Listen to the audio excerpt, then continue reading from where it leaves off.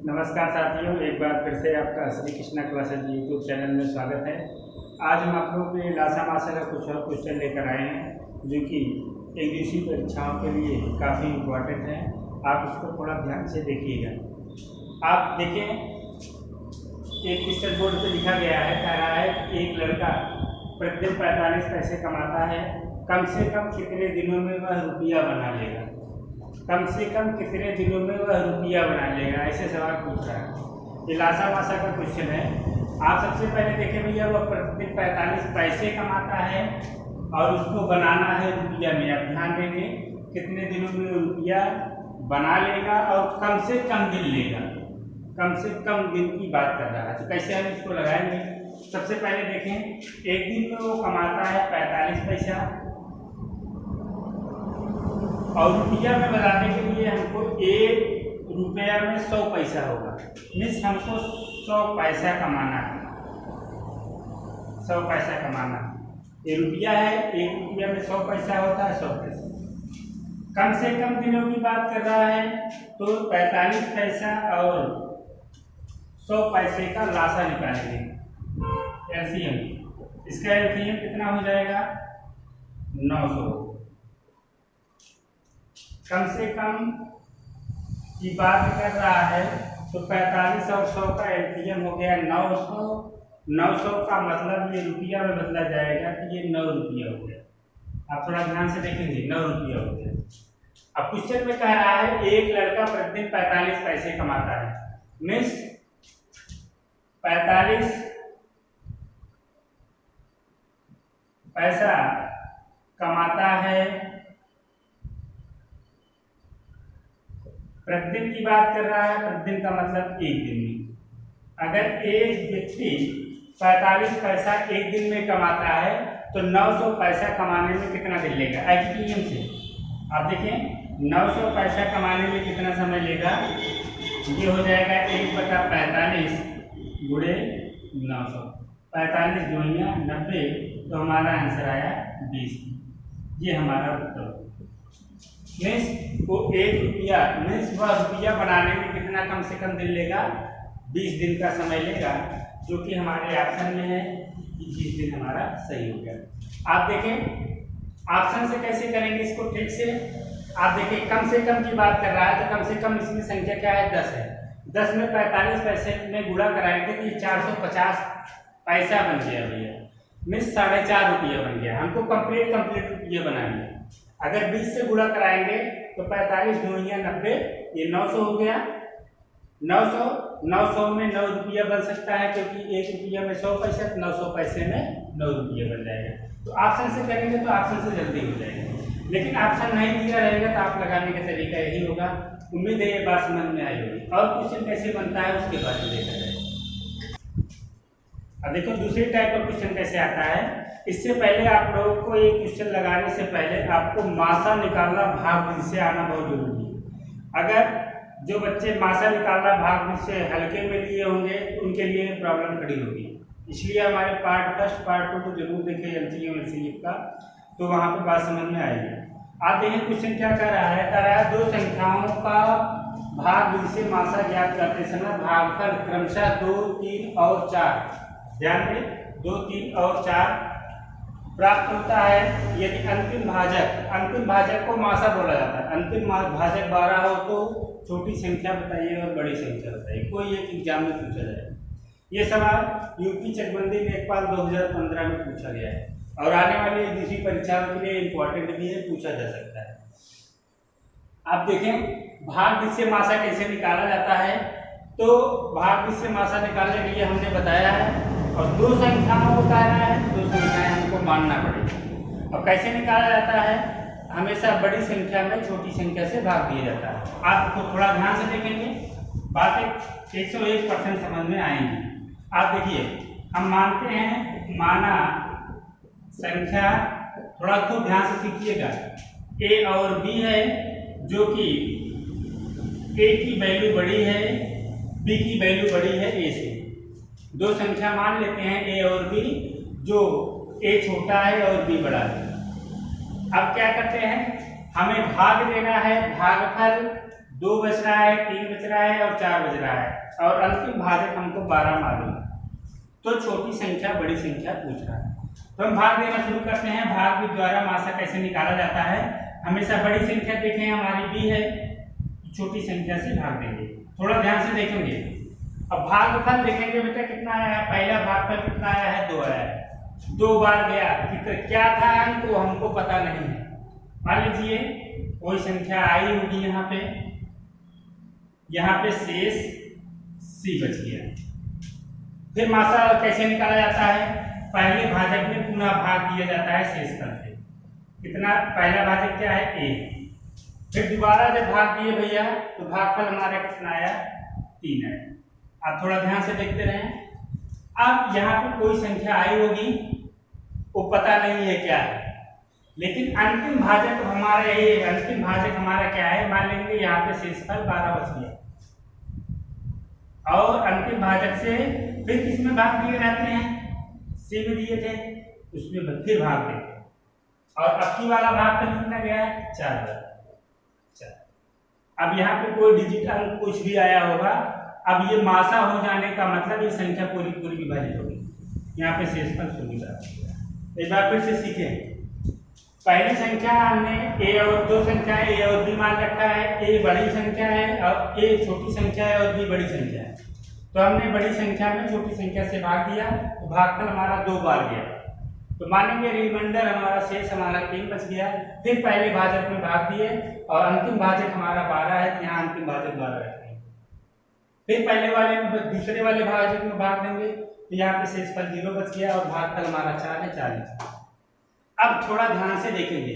हमने आपको एक चीज सिखाई है भाज्यता प्रमेय में।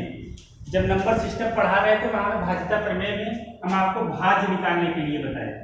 भाज्य बराबर होता है भाजक गुणे भागफल धन शेष।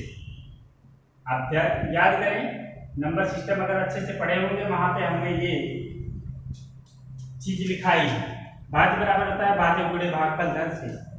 अगर बेटा यहाँ से देखा जाए सी का मान निकाला जाए, तो ये हमारा भाजक है, ये हमारा भागफल है और ये हमारा शेषफल है। इससे हमारा सी का मान निकला है। आप थोड़ा ध्यान से देखें। सी की वैल्यू निकालने के लिए क्या है? भाजक गुणे भागफल धन शेषफल। 12 चौका 48। अब ध्यान से देखें। अगर यहां से निकाला जाए, ए का मान निकाला जाए, क्या हो जाएगा? थोड़ा ध्यान से देखेंगे। ए बराबर क्या हो जाएगा? भाजक सी गुणे भागफल धन शेषफल। शेषफल कितना आया है? 12 है। यहाँ से ए की वैल्यू निकालें। अगर यहाँ से निकाला जाए ए बराबर क्या हो जाएगा? सी की वैल्यू यहाँ से निकला है ये 48 गुणे 3 धन 12। अब गुणा कराओ। 8 3 24, 2 बच गया, 4 3 में 12 2 14 धन 12। कितना आ गया ये? 152 56 156 आ गया। ए का मान क्या आ गया? 156 आ गया। थोड़ा और ध्यान से देखें भैया। अगर हम यहाँ से बी का मान निकालना चाहें तो क्या होगा? बी बराबर भाज्य बराबर हो जाएगा भाजक गुणे भागफल धन शेषफल कितना है? सी है। थोड़ा खूब ध्यान से देखेंगे। अब ए का मान हमने निकाला है 156 गुणे 2 और सी का मान यहाँ से निकाला है। देखो सी का मान ये है 48, ये 48। आप इसको गुणा कराओ। 6 दूनिया 12, 5 दूनिया 10, 11, 2 1 के 2 1 3 धन 48। अब इसको जोड़ लो। 8 2 10, 5 1 6 और 357। अब देखो कंफ्यूजन आपके दिन मन में बरकरार है। छोटी संख्या कुछ तो फट से 48 लिख देंगे और बड़ी संख्या कुछ लोग 360 लिखेंगे और 156 को भूल जाएंगे। यही पे गलतियां आपसे होंगी। थोड़ा ध्यान से देखेंगे। हमने संख्या ए और बी मान रखा है। इसमें छोटी संख्या क्या है? ए है और बड़ी संख्या क्या है? बी है। हमने पहले से ही मान रखा है। तो छोटी संख्या देखेंगे ए की वैल्यू। छोटी संख्या क्या है? ए की वैल्यू। ए की वैल्यू क्या निकाले हैं? 156। 156 क्या है? छोटी संख्या हो गई और बड़ी संख्या हमने क्या मान रखा है, b मान रखा है। b का मान क्या है, 300। उम्मीद है ये बात समझ में आई। एक बार फिर से सीखे आप, काफी इंपॉर्टेंट क्वेश्चन है, बहुत बहुत इंपॉर्टेंट क्वेश्चन, आप इसको ध्यान से सीखें। दो संख्याएं a और b मान रखे हैं, तो छोटी संख्या इसमें a है, बड़ी संख्या b है। आप देखें भाग कैसे मासा निकाला जाता है, भाग के द्वारा हमेशा बड़ी संख्या में छोटी संख्या से भाग दिया जाता है। आप देखें भागफल का मान हमको 2, 3 और 4 पता है, और अंतिम भाजक भी हमको क्वेश्चन में दे रखा है। आप देखेंगे a से b में भाग दिए तो भागफल हमारा 2 बार गया। अब कितनी बार गया वो अंक मालूम नहीं है, मान लेंगे शेषफल हमारा 3, c बच गया। फिर हम पहले भाजक में भाग दिए, 3 बार गया भागफल, ये क्वेश्चन में कह रहा है 3 बार गया। फिर अंतिम भाजक हमारा 12 है, फिर c में भाग देंगे और 4 बार गया, 4 बार गया। ये आपकी बात पूरी संख्या विभाजित हो जाएगी, शून्य शेष बचेगा। तो हमको एक नंबर सिस्टम में मैंने पढ़ाया है, भाज्य बराबर होता है भाजक गुणे भागफल धन शेष। उससे हम c की वैल्यू निकाल लिए, फिर इससे हम a की वैल्यू निकाल लिए, फिर इससे हम b की वैल्यू निकाल लिए। तो इसमें a छोटी संख्या हमने a मान रखा है, a की वैल्यू छोटी संख्या हो गई। बड़ी संख्या पूछेगा तो b को हमने बड़ी संख्या माना है, तो बड़ी संख्या माना 360। उम्मीद है ये बात समझ में आएगी। और जो है क्वेश्चन कैसे एग्जाम में आता है उसके बारे में बताएं। देखिए तीसरे टाइप का क्वेश्चन क्या आता है। पहली बात तो आज लासा मासा का ये जितने क्वेश्चन है वो काफी इंपॉर्टेंट है। जितने क्वेश्चन बताएंगे उतने डिफरेंस प्रकार के होंगे। अभी मैंने 2 क्वेश्चन बताया है, दोनों डिफरेंट है। थोड़ा ध्यान से देखेंगे तो बात समझ में आएगी। अब की बात देखिए, सवाल क्या कह रहा है, 3 घंटियां 8 सेकंड क्रमशः 8 सेकंड, 12 सेकंड तथा 15 सेकंड के अंतराल पर बजती है। इन तीनों को एक साथ बजाकर छोड़ा जाए तो 10 मिनट में ये घंटियां कितनी बार एक साथ बजेंगी। ये क्वेश्चन काफी इंपॉर्टेंट है, आप काफी लोग गलत करके आते हैं। इन सब में एग्जाम ट्रिक है, एग्जाम में ध्यान देने वाली बातें सारे क्वेश्चन में है, आप लोग थोड़ा ध्यान से देखेंगे। कह रहा है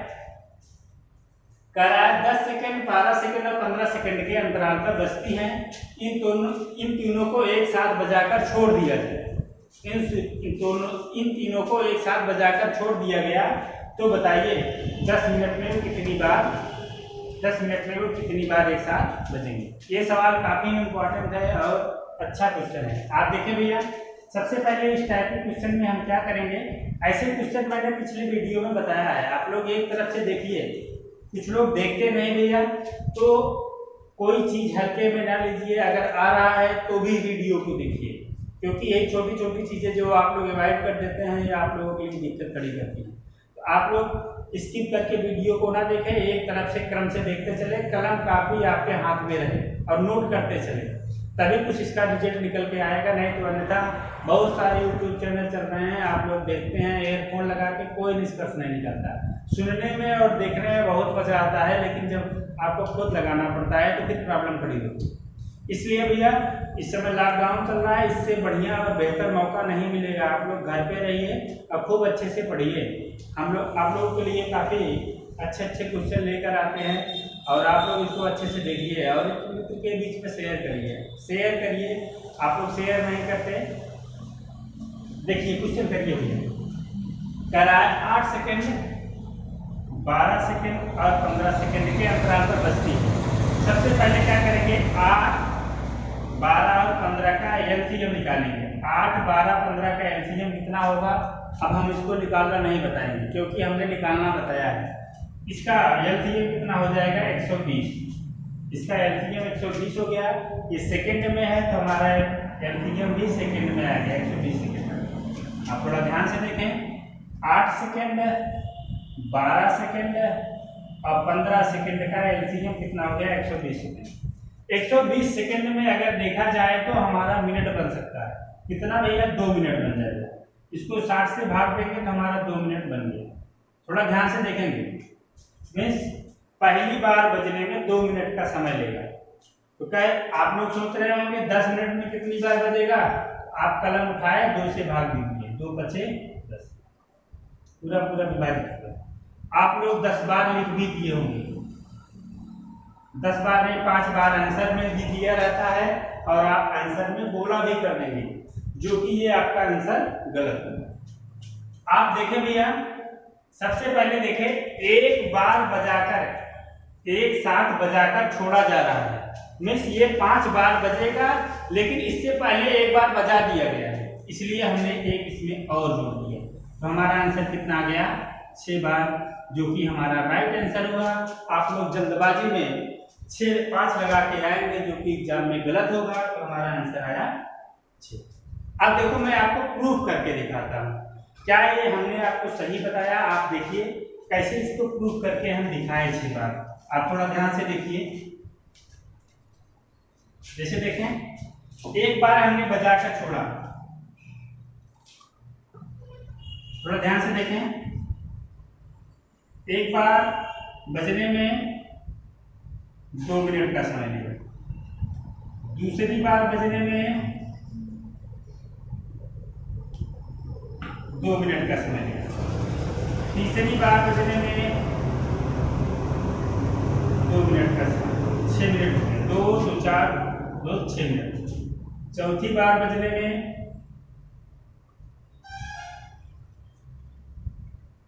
2 मिनट का समय लिया, और ये 5वीं बार बजने में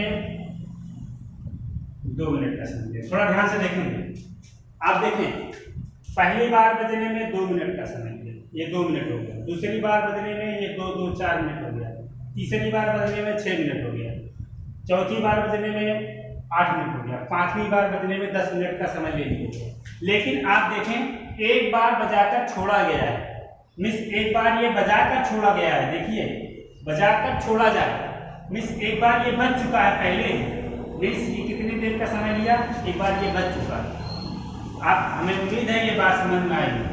आप एक जोड़े का है किए, आप एक बार देखिए, ये कह रहा है बजा के छोड़ा गया है, एक बार बजा के छोड़ दिए जाने के बाद आप बजा रहे हैं, तो 5 बार तो बजाएंगे 10 मिनट में, एक बार तो हमने बजाया ही, इसलिए हमने यहाँ पे एक जोड़ दिया। 5 बार बजा था, 5 बार में एक बार हमने जोड़ दिया, जो कि हमारा आंसर 6 बार राइट आंसर। ये एग्जाम में लगभग 95% बच्चे आंसर गलत लगा के आते हैं। उम्मीद है बात समझ में आएगी। एक टाइप का क्वेश्चन और है जो कि बहुत बहुत इंपॉर्टेंट है, उसके बारे में देखते हैं। देखिए भैया, चौथे टाइप का क्वेश्चन कैसे आता है। आप क्वेश्चन देखें, कह रहा है 11,420 और 19,197 को 3 अंकों से बड़ी एक संख्या से भाग देने पर समान शेषफल प्राप्त होता है, तो संख्या बताइए। 3 अंकों वाली संख्या पूछेगा। कभी कभी जहाँ 3 अंकों क्या है, वहाँ पे 1 अंक की भी पूछ लेगा, वहाँ 2 अंकों की पूछ लेगा, कुछ भी पूछेगा। आप इस टाइप के क्वेश्चन को कैसे करेंगे, ये बहुत स्टैंडर्ड क्वेश्चन है और पूछा जा सकता है। इससे पहले भैया एक थ्योरम होती है, प्रमेय होती है, उसके बारे में जानना जरूरी है। मैंने नोट करके ऊपर लिखा है। नोट क्या कह रहे हैं, देखिए, कह रहा है 2 संख्याओं के अंतर के अभाज्य गुणनखंडों से संख्याओं को भाग देने पर समान शेषफल प्राप्त होता है। 2 संख्याओं के अंतर के अभाज्य गुणनखंडों से संख्याओं को भाग देने पर समान शेष प्राप्त होता है। मैंने ये थ्योरम आपको याद रहना जरूरी है, इसी थ्योरम से हम क्वेश्चन को करेंगे। आप देखें, इसे 11,420 है और 19,197 है, को 3 अंकों से बनी संख्या पूछेगा। कभी कभी बोलेगा 1 अंकों से बनी संख्या बताइए, कभी कभी पूछेगा 2 अंकों से बनी संख्या बताइए। ये 3 क्वेश्चन इस पर बन सकते हैं। मैं एक ही क्वेश्चन में आपको तीनों क्वेश्चन हल करके बताऊंगा।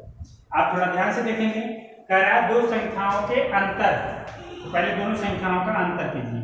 19,197 और क्या है 11,420, इन दोनों का अंतर करेंगे, कितना आएगा 7 7 7, कितना आ गया भैया 7,777 आ गया।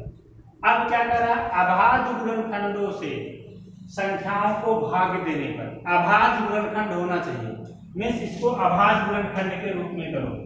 7 7 7 7 अभाज्य गुणनखंड के रूप में कैसे किया जाएगा, हमने आपको बताया है अभी। अभाज्य गुणनखंड के रूप में करने के लिए जब लासा मासा निकालना बता रहे हैं, आप देखिए अभाज्य गुणनखंड के रूप में भाग दीजिए इसको।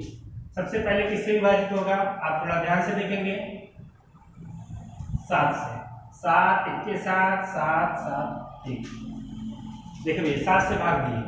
अब किससे भाग देंगे, अब ध्यान से देखें, 11 से भागेंगे, 11 एक के 11, 0 बढ़ाएंगे, 11 एक के 11, 101। फिर किससे भाग देंगे? अब 101 से भाग देंगे तो ये संख्या पूरी पूरी विभाजित होगी। उम्मीद है ये बातें समझ में आ रही है। अभाज्य गुणनखंड के रूप में लिखिए। अब बेटा देखें, कुछ लोग तो इसको ऑप्शन से करेंगे। ऑप्शन से 3-4 ऑप्शन दिए रहेंगे, आप तीनों चारों ऑप्शन से भाग देंगे तो ये क्वेश्चन काफी लेंदी हो जाएगा। आप इस तरीकों को जाने। अब देखें भैया, पूछ रहा 3 अंकों से बनी संख्या, तो आप देखिए 3 अंकों से बनी संख्या क्या है? 101। हमारा आंसर क्या आया? 101। अगर बेटा बोलता है यहाँ 2 अंकों की संख्या बताइए, 2 अंकों की संख्या बताइए, तो हमारा आंसर 11। अगर बोलता 1 अंकों से बनी संख्या बताइए, 1 अंकों से बनी संख्या बताइए, तो हमारा आंसर 7। हमने एक ही सवाल में 3 क्वेश्चन बता दिए। मेरी बात सुनिए भैया, अगर 1 अंकों से बनी संख्या पूछेगा तो हमारा आंसर 7 होगा। 2 अंकों से बनी संख्या पूछेगा, पूछने का तरीका सेम सवाल, तो हमारा आंसर 11 होगा। 3 अंकों से संख्या पूछेगा तो हमारा आंसर 101। उम्मीद है ये सारी बातें समझ में आई होगी। इससे और अच्छे सवाल मैंने पिछली वीडियो में दिया है, आप लोग उसको एक तरफ से देखिए और इसको नोट करते रहिए। कोई दिक्कत होती है तो आप कमेंट बॉक्स में लिखकर हमको जरूर बताइए। आप लोग को ये वीडियो देखने के लिए बहुत बहुत बहुत धन्यवाद। जय हिंद, जय भारत।